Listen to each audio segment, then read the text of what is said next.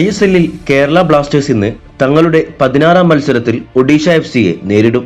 കൊച്ചിയിൽ മത്സരം തിരിച്ചെത്തുമ്പോൾ പഞ്ചാബിനെ 9 പേരുമായി പോരാടി വിജയിച്ചതിന്റെ ആത്മവിശ്വാസത്തിൽ തന്നെയാണ് ബ്ലാസ്റ്റേഴ്സ്.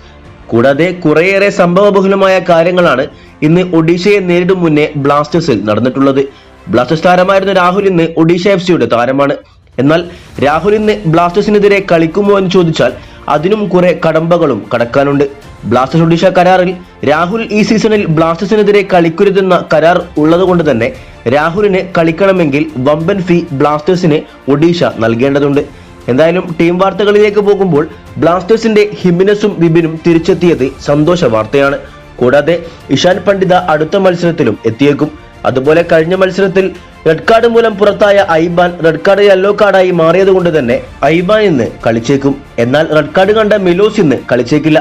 മറുവശത്ത് ഒഡീഷ FC അവരുടെ 4 യെല്ലോ കാർഡ് സസ്പെൻഷൻ കാരണം പൂട്ടിയെയും ഹ്യൂഗോ ബോമസിനെയും നഷ്ടമായേക്കും.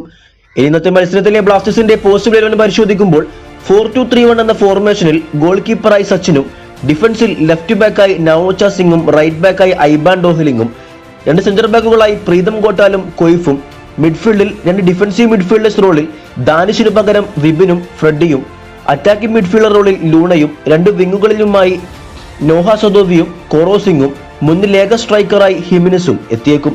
എന്തായാലും വിജയക്കുതിപ്പ് തുടരാൻ ബ്ലാസ്റ്റേഴ്സിന് കഴിയട്ടെ എന്ന് ആശംസിക്കാം.